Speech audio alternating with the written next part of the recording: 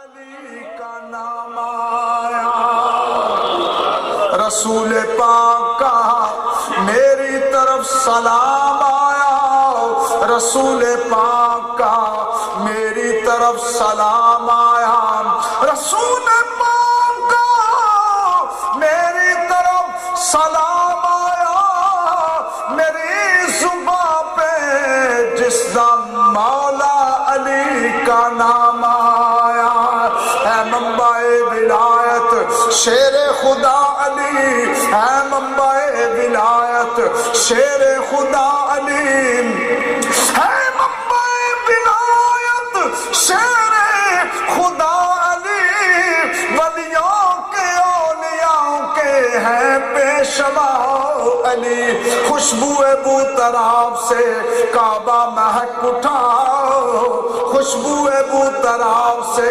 کعبہ مہک اٹھا، خوشبو بو طراب سے کعبہ مہک اٹھا، گھر میں خدا کے جب ہوئے جلوہ نما علی، گھر میں خدا کے نصطفیٰ خصوصاً علی محمد المصطفیٰ وعلی آلہ واصحابہ اولي الصدق والصفاء، اما بعد فقد قال اللہ تبارک وتعالی جل جلالہ فی القرآن المجید والفرقان الحمید، سبحان اللہ۔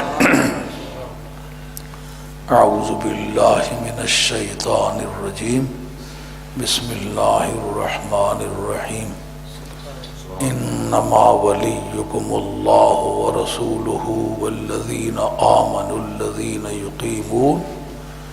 یقیمون الصلاة ویؤتون الزکاة وهم راکعون، صدق اللہ مولانا العظیم وبلغنا رسولہ النبی الکریم ونحن على ذلك من الشاہدین والشاکرین والحمد للہ رب العالمین۔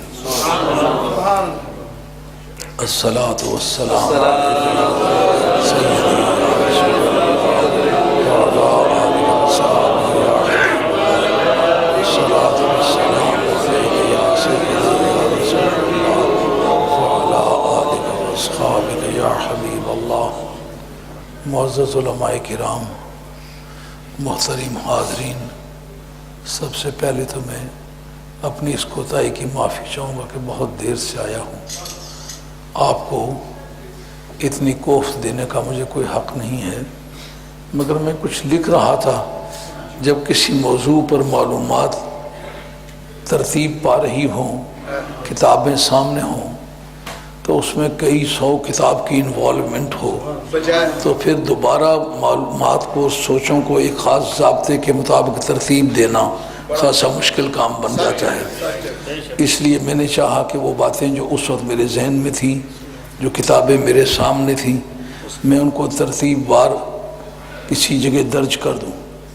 گو میں وہ ساری باتیں درج نہ کر سکا، جس طرح ایک نالائق طالب علم حال میں جاتا ہے امتحان کے لیے تو حال کے دروازے تک وہ اپنی کتاب کی آخری لائنیں پڑھتا چلا جاتا ہے، اس کا خیال ہوتا ہے کہ میں حال کے اندر داخل ہونے سے پہلے یہ سارا مضمون مکمل کر لوں گا، لیکن اس کی عدم لیاقت اور کوتاہی کے باعث وہ بیچارہ اپنے مضمون کو تشنہ تکمیل چھوڑ کر کے ہی دروازے سے داخل ہو جاتا ہے۔ آج میری پوزیشن بھی ویسے ہی رہی ہے۔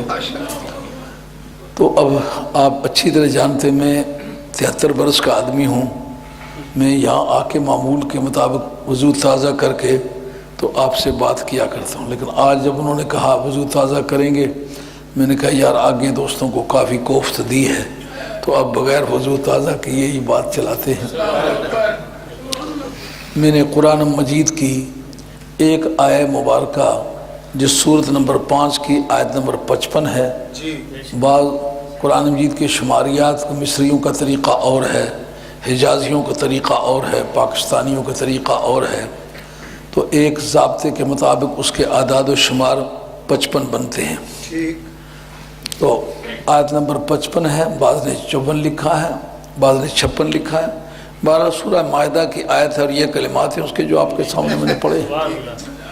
اللہ کریم فرماتے ہیں بجوز اس کے نہیں ہے، بجوز اس کے نہیں ہے۔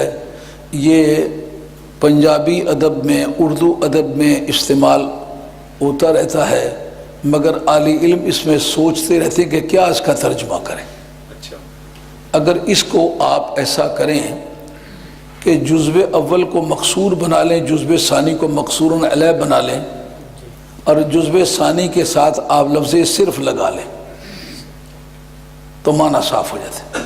بجوز اس کے نہیں ہے، یہ بجائے خود ایک پیچیدہ قسم کا جملہ بن جاتا ہے، سمجھ نہیں آتی بجوز اس کے نہیں کا کیا معنی ہے۔ اس کا معنی یوں اگر کریں کہ تمہارا کارساز صرف اللہ ہے، جزو اولاً ولیکم، جزو ثانی ہے اللہ۔ جزو اول اور جزو ثانی کا فیصلہ کس طرح کرتے ہیں؟ مبتدا و خبر کے ذریعے سے کرتے ہیں، فعل یا فاعل کے ذریعے سے کرتے ہیں۔ جملے کے دو جزو ہوتے ہیں، جملہ اگر اسمیہ ہو تو مبتدا و خبر کی ترکیب ہوتی ہے، اور اگر وہ فعل فاعل کا جملہ فعلیہ ہو تو فعل اور فاعل کی ترکیب ہوتی ہے۔ یہ دو ترکیبیں عربی ادب میں مشہور ہیں، جس کو آپ اگر پہچانتے ہوں تو پھر تو بہت ہی اچھا رہے گا، لیکن میں ایسے کہتا ہوں آپ کو گنتی کر کے آپ جزو اول جو پہلا جزو آتا ہے اس کو چھوڑ دیں۔ انما کی کسر ہمیشہ اس طرح ہوتی ہے، جزو ثانی مقصور علیہ ہوتا ہے۔ پہلا جزو کیا ہے؟ ولیکم، یہ مبتدا ہے، ولیو مبتدا مرفوع بضم لفظ مضاف، کم ضمیر خطاب مضاف علیہ اوست مجرور محلن، اللہ خبر اوست مرفوع بضم لفظ، اس طرح آگے واو عرف عاطفہ ہے۔ ورسولہ، اس کا عطف جو ہے اللہ پر ہے، یعنی تمہارا کام بنانے والا اللہ ہے اور اس کا رسول ہے، اور وہ ایمان والے ہیں کہ جو نماز قائم کرتے ہیں اور وہ زکوٰۃ ادا کرتے ہیں اس حالت میں کہ وہ رکوع کر رہے ہوں۔ تو جو اسباب نزول کا سسٹم ہے اس میں یہ بات جاننی چاہیے کہ ہر آیت کا شان نزول مفسرین کے نزدیک ضروری نہیں ہوتا۔ بہت ساری ایسی آیات ہیں کہ جن کا شان نزول کچھ نہیں بیان کیا گیا لیکن اس کے معنی متعین ہے۔ شان نزول کا پھر کیا فائدہ ہوگا؟ بعض اہل علم نے کہا ہے اس کا کوئی فائدہ نہیں، اس لیے کہ یہ ہسٹوریکل فیکٹ ہے، یہ تاریخی قسم کی ہے، لا طائل تحتہ، اس کے نیچے کوئی مقصد پنہا نہیں ہے، مگر یہ کوتاہی ہے۔ اہل علم نے اس پر تنقیدی تبصرہ کیا ہے کہ جس وقت کوئی سبب پایا جائے جس پر وہ آیت نازل ہو، اس سبب کو آپ اجماع امت کے ذریعے سے بھی خارج نہیں کر سکتے۔ ہاں یہ مسلم، جیسا حضرت صدیق اکبر رضی اللہ عنہ کی شان میں ہے، سیجنبها الاتقى الذي يؤتي ماله يتزكى وما لأحد عنده من نعمة تجزى ولسوف يرضى۔ ان قریب اس بہت زبردست متقی کو، اس لفظ اتقا کے ترجمے میں اہل علم کو کافی اختلاف ہے۔ یہ اتقا بمانی اتقا نہیں ہے، یہ اتقا بمانی تقی ہے۔ یہ کوئی بحث آنے والی ہے جس میں یہ بات چھڑے گی اور پھر مضبوط دلائل سے ثابت کر کے چھوڑوں گا انشاءاللہ تعالی کہ اس کا مبنی ظاہر نہیں ہے، یہ اتقا بمانی تقی ہے، لیکن شان کس کی شان میں نازل ہوئی ہے؟ حضرت صدیق اکبر رضی اللہ عنہ کی شان میں۔ اس کا فائدہ کیا ہوگا؟ پوری امت اگر مل کے حضرت صدیق اکبر رضی اللہ عنہ کی شان میں سے اس آیت کو خارج کرنا چاہے، اس آیت کے مفہوم سے حضرت صدیق اکبر کو خارج کرنا چاہے تو پوری امت بھی مل کے کرے تو صدیق اکبر کو نکال نہیں سکتی۔ اس طرح وہ آیت جو ہے جس کا میں نے تلاوت کی ہے اس کا شان نزول جناب مولا مرتضیٰ ہے۔ اس میں کوئی کتنا بھی بڑا مفسر ہے، کتنا بھی ناراض ہے، علی کا نام نہیں سننا چاہتا، لیکن لگام دے کے نا منوائیں گے اس سے کہ یہ بات مانو، تمہیں ماننا پڑے گا۔ کہ حضرت علی مرتضیٰ کو نکالا نہیں جا سکتا، سبب نزول حضرت مولا مرتضیٰ۔ اب اس کے سبب نزول ہونے کا ایک فائدہ، اصولیوں کی اصطلاح میں کسی چیز کے حکم کے سبب کا کیا نام ہے؟ اس کا نام ہے دلالت النص، جس کو انگریزی میں کہتے ہیں ریشو ڈیسیڈنڈائی، یعنی ایک حکم اس آیت کے اندر ہے، وہ سبب جو ذکر میں آیا ہے وہ علت حکم ہے، اب قیامت تک وہ مضمون چلے، لیکن اس سبب نزول کو تسلیم کرنا پڑے گا کہ وہ وجہ ہے حکم کی، اور جو اس کے اندر حکم ہے حکم کے طور پر لگایا جائے گا۔ اب اس کا فائدہ کیا ہوگا؟ جس جگہ وہ سبب پیدا ہو جائے گا اس جگہ اس آیت کا حکم لوٹ لوٹ کے آتا رہے گا۔ اب اس جگہ اللہ تعالیٰ نے یہ بات فرمائی ہے کہ تمہارا کام بنانے والا، ولی کا جتنے بھی ترجمے وہ سارے یہاں کیے جا سکتے ہیں، لیکن پیچھے ایک بحث چلی آ رہی ہے کہ وہ مسلمان جو ہیں وہ اللہ کے راستے میں لڑتے ہیں، لا یخافون لومۃ لائم، ملامت کرنے والوں کی ملامت کی پرواہ نہیں کرتے۔ تو جب ساری دنیا کے ساتھ انہوں نے جنگ چھیڑ لیا تو ان کا کام کون بنائے گا؟ کا کام بنانا اللہ کا کام ہے، اس لیے یہاں ولی کا معنی کارساز کا ہے۔ ما لکم من دون اللہ من ولی ولا نصیر، عام طور پر ترجمہ تمہارا کوئی کام بنانے والا نہیں، یہ وہی ہے نا کام بنانے والا، اسی کا یہی لفظ ہے نا، تمہارا کوئی ولی نہیں، تو وہ تمہارا کیا ہوا ترجمہ ہم استعمال کرتے ہیں کہ تمہارا کارساز کون ہے، کام بنانے والا کون ہے، بگڑے ہوئے کام بنانے والا کون ہے، بگڑی بنانے والا کون ہے، مشکلیں حل کرنے والا کون ہے؟ کا ایک تو اللہ ہے، اللہ کا اس میں ذاتی لیا ہے۔ اس کا کیا مقصد ہے؟ یعنی ذات پروردگار کی کسی صفت پر کام بنانے کو مدار نہیں قرار دیا گیا، جس کا مطلب اس کی ذات ہے، بلا لحاظ صفات کے جو اس کی ذات بخت ہے نا وہ کارساز ہے۔ ہاں ذات بخت، اس کے لیے یہ سوچنے کی ضرورت نہیں کہ کرم کا وقت ہے تو کرم کرے گا، غضب کا وقت ہے تو کرے گا، کہا اس کی ذات ہے، ذات تمام صفات کی جامع ہے، وہ اپنی کسی بھی صفت کو کسی موقع پر استعمال کر سکتا ہے۔ سبحان اللہ، سبحان اللہ، سبحان اللہ، کیا بات۔ اس کے بعد رسول کا نام لیا، اس رسول کا اصلی نام نامی اس میں گرامی محمد ہے، زمین پر اس کو اکثر محمد کہتے ہیں، آسمان پر اسے احمد کہتے ہیں، نہ احمد استعمال کیا نہ محمد استعمال کیا، رسول کیوں استعمال کیا؟ اس پر بیضاوی کا ایک قاعدہ آپ ذہن میں رکھ لیں، فَإِنَّ تَرَتُّبَ الْحُكْمِ عَلَى الْوَصْفِ يُشْعِرُ بِعِلِّيَّتِهِ لَهُ، یہ عبارت ہے بیضاوی کی۔ مثلا کسی وقت کوئی حکم جو ہے وہ کسی وصف پر مرتب ہو تو اس وصف کو اس حکم کے لیے علت کا درجہ حاصل ہوتا ہے۔ حکم کیا مرتب ہوا ہے؟ کارسازی کرتا ہے، مرتب کس پر ہوا؟ رسول پر۔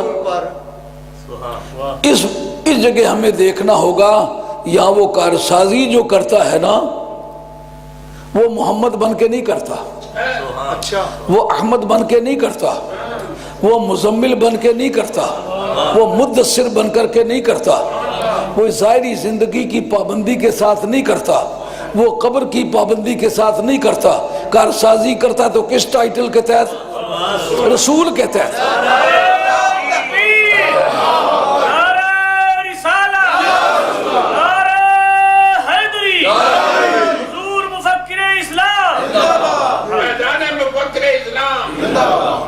تمہیدی مقدمات میں نتیجے کی ایک دھندلی سی تصویر چھلکنے لگتی ہے تو آدمی بے ساختہ نعرے لگانے لگتا ہے، اس وقت مجھے کوفت ہوتی ہے مجھے نتیجہ نکالنے دے۔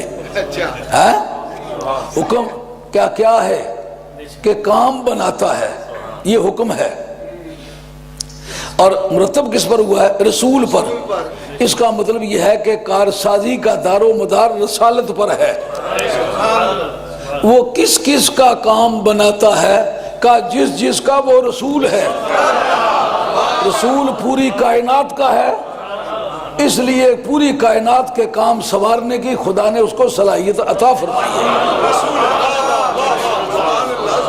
کیا اس میں کسی جن، کسی فرشتے، کسی انسان، کسی حیوان، کسی مخلوق کی کوئی تحدید ہے، کوئی لیمیٹیشن ہے؟ کوئی نہیں۔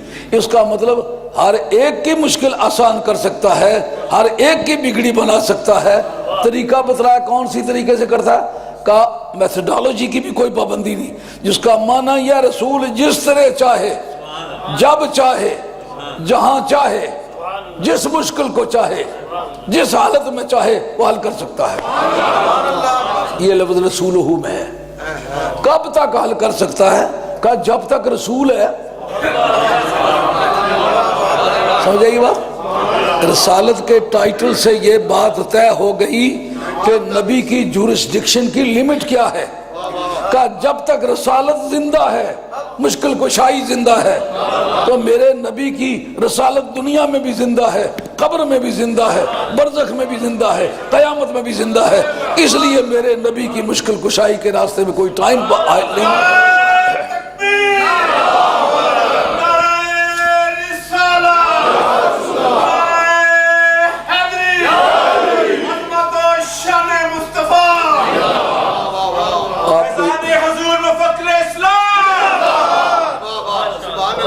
آپ کو یہ جان کے بڑی حیرت ہوگی کہ عید والے دن میں نے بڑی تیز قسم کی چائے کسی نے پلائی، لیکن پیاس لگی ہوئی تھی۔ میں کوئی اپنے کام میں اس طرح مصروف تھا کہ یہ فیصلہ نہ کر سکا کہ میں چائے پی چکا ہوں۔ فوراً اوپر فریج سے پانی لایا گیا، وہ میں نے پی لیا، وہ اس سے میرا گلا بیٹھ گیا۔ تو یہ ہے کہ حیدری بلڈ کا آدمی ہوں، جب گرمیاں افکار پیدا ہو جاتی ہے تو پھر یہ گلے کا بیٹھنا کا قدر کم ہو جاتا ہے، لیکن اب صحت کی طرف آ رہا ہوں۔ میرے جیسی عمر کا آدمی ایک مرتبہ گر جائے نا تو جس طرح زبرہ شیر کے سامنے گر کے نا ہمت توڑ دیتا ہے، میری عمر کا آدمی پھر ایک مرتبہ کسی اس بیماری کے ہاتھ لگ جائے تو اس کی ہمت ٹوٹ جاتی، لیٹ جاتا ہے۔ لیکن جب تک سانس کرنگ میں تب تک بین بجا، جب تک زندگی ہے آخری لمحے تک سرکار کے مشن کی خدمت کرنی ہے۔ زندگی بیگانی امانت ہے، سپرد کرنی ہے، جب وہ چاہے گا لے لے گا، لیکن جب تک سانس آتے جاتے ہیں ہتھیار ڈالنے کا پروگرام نہیں ہے۔ ہاں، اللہ قبول فرمائے۔ عرض ہے رسول پر بھی یہ بات آئی نا، اب رسول کوئی نیا نہیں آئے گا، اس لیے یہ مشکل کشائی کا دروازہ تو صرف مدینے والی سرکار کی بارگاہ میں کھلا ہوا ہے۔ لیکن کہا وہ ایمان والے جو عقیدہ صحیح رکھنے والے، نمازیں پڑھنے والے اور حالت رکوع میں زکوٰۃ دے دینے والے، وہ بھی تمہارے کارساز ہیں۔ اس کا مطلب یہ ہوا حضرت علی مرتضیٰ کو اس آیت کے مضمون سے آپ نکال نہیں سکتے، آپ کو ماننا پڑے گا۔ جیسا حضرت فاروق فرماتے ہیں رضی اللہ تعالیٰ عنہ، اعوذ باللہ من مودلۃ لیس لہا علی، مولا کریم مجھے اس مصیبت تک زندہ نہ رکھیو کہ مشکل تو ہو پر مشکل کشا نہ ہو۔ مولا مرتضیٰ کی زندگی تک ہی زندہ رہنا چاہتا ہوں۔ اب پوری امت مل کے یہ چاہے کہ علی کو مشکل کشا نہ کہا جائے، یہ خیال استو محال استو جنو، یہ اس کی پاگل پنی ہے، ایک ایسے کام کے پیچھے لگا ہوا ہے جس کا انجام کچھ نہیں ہے۔ جس کو رب کا ارساز بنائے تو اسے روکے گا کس طرح؟ اب اگر کوئی کہے جناب یہ حضرت حیدر قرار پر بند ہے، اس کے بعد کوئی مشکل کشا نہیں ہوگا، رب نے اس جگہ حکم کو صفت پر مرتب کیا ہے۔ اس کا مطلب یہ ہوگا قیامت تک صحیح عقیدے والے لوگ جو علی کے پیچھے چلنے والے ہوں گے، جن کا عقیدہ ٹھیک ہوگا، نمازیں پڑھتے ہوں گے اور سخی ہوں گے، کنجوس مکھی چوس نہیں ہوں گے۔ کچھ لوگ ایسے صوفیہ دیکھے ہیں کہ کنجوسی ان پر ختم ہے. اگر یہ بزرگی ان کی ہوتی نا تو خاتم الاولیاء ان کا ٹائٹل ہوتا. کنجوسی بھی اگر کوئی بزرگی ہوتی تو ان کا ٹائٹل خاتم الاولیاء ہوتا. مگر یہ ایسا موذی قسم کا کام ہے. میں آج بھی مطالعہ کر رہا تھا امام نسائی کی خصائص مرتضیٰ. اس کے اندر لکھتے ہیں کہ کافر بھی جتنا سخی ہوگا اتنا اس کے عذاب میں تخفیف ہوگی. کافر کے حالت کفر میں کوئی فائدہ نہیں پہنچتا لیکن سخی کو سخاوت کا فائدہ پہنچتا ہے. تو اللہ کریم نے فرمایا کہ یہ علی پر بند نہیں، آئندہ بھی علی کے پیروکار پیدا ہوں گے اور اس میں ان کی پارٹنرشپ ہوگی. حسن ہوگا تو وہ کرے گا، حسین ہوگا تو وہ کرے گا، زین العابدین ہوگا تو وہ یہ کام کرے گا، امام محمد باقر ہوگا تو وہ یہ کام کرے گا، امام جعفر صادق ہوگا تو وہ. عقیدہ بھی صحیح ہے، نمازی بھی ہے، سخی بھی ہے، غوث پاک بھی اسی سلسلے کا ایک مسافر ہے.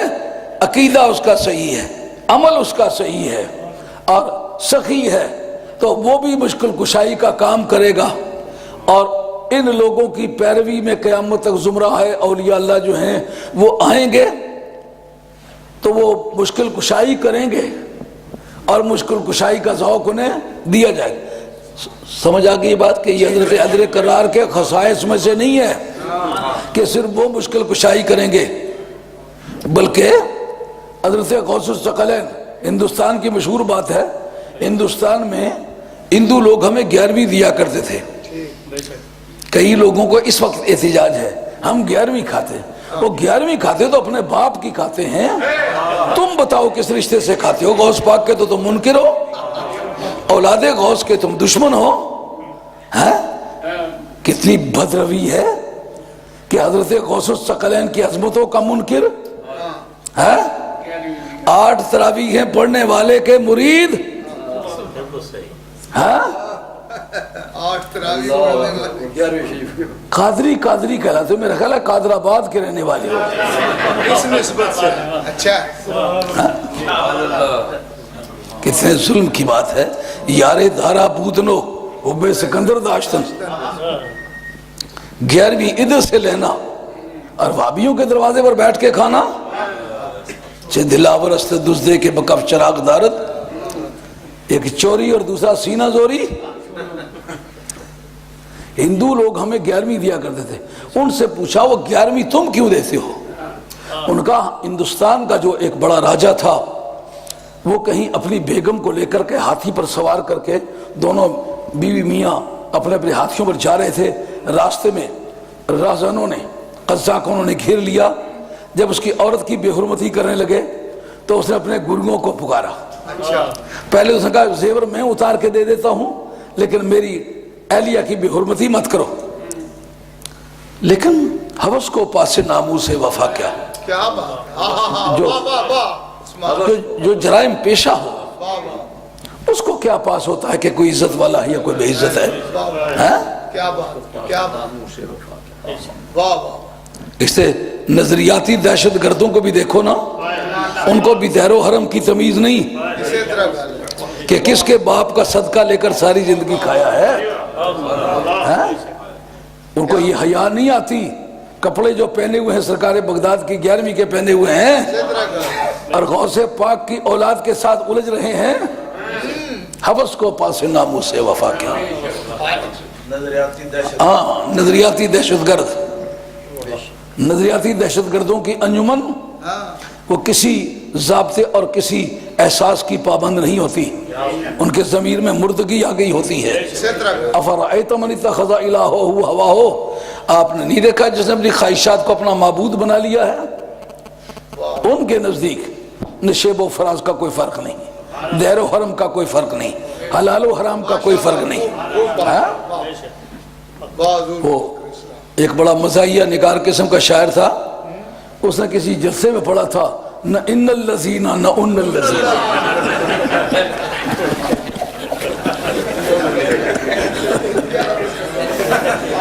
نہ ان الذین نہ ان الذین زکاتاں زکاتاں کڑل الذین.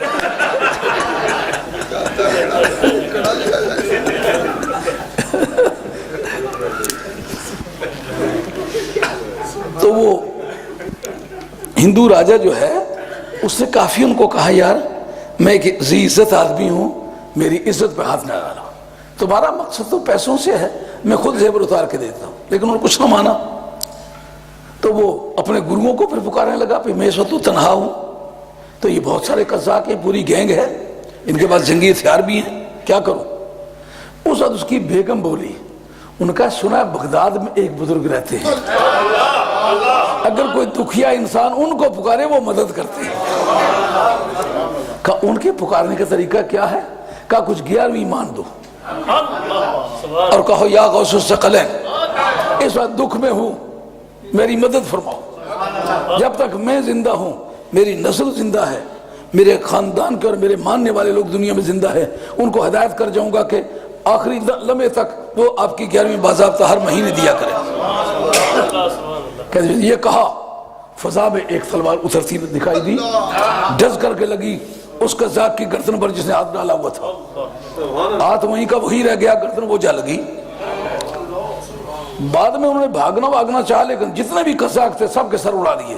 اس وقت پھر اس نے ہمارے خاندان کے لوگوں کو تلاش کیا کہ وہ کہاں رہتے ہیں. تو پھر اس نے تمام ہندوؤں کو ہدایت کی کہ ان کو 11ویں دیا کرو. یار ہم 11ویں کھاتے ہیں تو ہمارے باپ کی یادگار ہے، تم کیا لگتے ہو، تم کیوں کھاتے ہو؟ یہ جو ہے نا کارسازی کا سلسلہ، پہلا باعث اس کا حضرت علی بنے ہیں، نماز پڑھ رہے تھے. یہ کس نے لکھا ہے؟ ابو بکر جساس نے لکھا ہے، احکام القرآن کے اندر لکھا ہے، جس کا سن وفات 370 ہے. 2 واسطوں کے ساتھ امام ابو حنیفہ کا شاگرد ہے، اپنے وقت کا امام ابو حنیفہ ثانی مانا جاتا ہے. تمام جتنے بھی مفسرین ہیں بالاتفاق لکھیں گے، اس میں کوئی اختلاف نہیں کر سکے گا. اختلاف کرنے والوں نے کیا کیا کہ جی اس روایت کا شیعہ کو فائدہ پہنچتا ہے اس لیے اس روایت کو ضعیف کہو. یہ کس بیوقوف نے تمہیں پڑھایا ہے کہ جس روایت کی کوئی شان حضرت مولا مرتضیٰ کو پہنچتی ہو وہ صرف حضور کی شان ہونے کی وجہ سے کمزور ہے؟ اس کا معامل تلاش کرو. شیعہ نے اس سے یہ ثابت کرنا چاہا کہ حضرت حیدر کرار جو ہیں یہ خلیفہ بلا فضل ہیں، صدیق اکبر، فاروق اعظم، عثمان غنی رضی اللہ تعالیٰ عنہم اجمعین یہ جو ہیں یہ خلیفے نہیں ہیں، یہ جھوٹے موٹے بادشاہ ہیں. یہ شیعہ کا جملہ ہم اس پر غور کریں گے. کس سے ثابت کرتے ہو؟ خلافت کی کون سی بحث ہے اس میں؟ اس میں تو ان کے تقدس کو بیان کیا گیا کہ ان کو اللہ تعالیٰ نے یہ روحانی صلاحیتیں عطا فرمائی ہیں. خلافت کی بحث ہوتی تو پھر تم بحث کرتے، اور اگر اس کے اندر معنی خلافت کے ہوتے تو سب سے پہلے جناب مولا مرتضیٰ کو پتہ ہوتا. حضرت حیدر کرار کبھی صدیق اکبر رضی اللہ عنہ کے ہاتھ پر بیعت خلافت نہ فرماتے. بہت خوب. اگر جناب حیدر کرار نے خود بیعت خلافت فرمائی ہے تو پھر شیعہ کا یہ استدلال باطل ہے. تم شیعہ کا رد کرو کہ شیعہ کا بہانہ بنا کے مولا مرتضیٰ کے فضائل کے منکر بنتے ہو. بات سمجھائی نہیں آئی؟ پھر حضرت فاروق اعظم رضی اللہ عنہ کے ہاتھ پر آپ نے بیعت فرمائی، پھر حضرت عثمان غنی کے ہاتھ پر بیعت فرمائی. پھر اصولی طور پر جتنی جنگیں حضرت صدیق اکبر کے رضی اللہ عنہ کے دور میں لڑی گئیں جناب حیدر کرار نے باضابطہ طور اس پر شرکت فرمائی، اور مال غنیمت میں جو حصہ ان کو دیا گیا انہوں نے قبول کیا. اگر ان کو وہ خلیفہ نہ سمجھتے تو بیعت نہ کرتے، ان کے ساتھ لڑائیوں میں شریک نہ ہوتے. انہوں نے مال غنیمت دیا تھا اس کو حرام سمجھتے، لیکن زندگی کے ایک لمحے میں بھی آپ کی بارگاہ میں چند بنو امیہ کے لوگ، نام لینا مناسب نہیں سمجھتا، وہ حاضر ہوئے. ان کا آپ خلفائے راشدین کے خلاف جنگ چھیڑیں، حضرت صدیق اکبر کو ایک دن میں ان کا تختہ الٹ دیں گے. آپ نے کہا میں نے ان کے ساتھ بیعت کی ہے، اور یہ تم جس بات کی درس دیتے ہو یہ منافقت ہے. میں بزدل آدمی نہیں ہوں کہ میں ڈر کے کسی کے ہاتھ پر ہاتھ رکھ دیا ہے. ان کو خلیفہ رسول جان کے ان کو خلیفہ مانا ہے، ان کے ہاتھ پر بیعت کی ہے، حتیٰ کہ پہلی مرتبہ لفظ رافضی جو استعمال ہوا ہے یہ علماء نے نہیں استعمال کیا، صحابہ نے نہیں استعمال کیا، خلفاء نے نہیں استعمال کیا، تابعین نے نہیں استعمال کیا۔ کس نے کیا ہے؟ حضرت زید بن علی نے۔ اچھا ہاں، زید بن علی کون ہے؟ امام ابو حنیفہ کے مرشد کا نام ہے، حضرت امام زین العابدین کے صاحبزادے کا نام ہے، حسین کے پوتے کا نام ہے۔ کربلا شریف کے بعد پہلا جو اپوزیشن لیڈر ہے یہ اس کا جملہ ہے۔ امام حنیفہ نے جس کو اپنا پیر مانا ہوگا معمولی آدمی ہوگا؟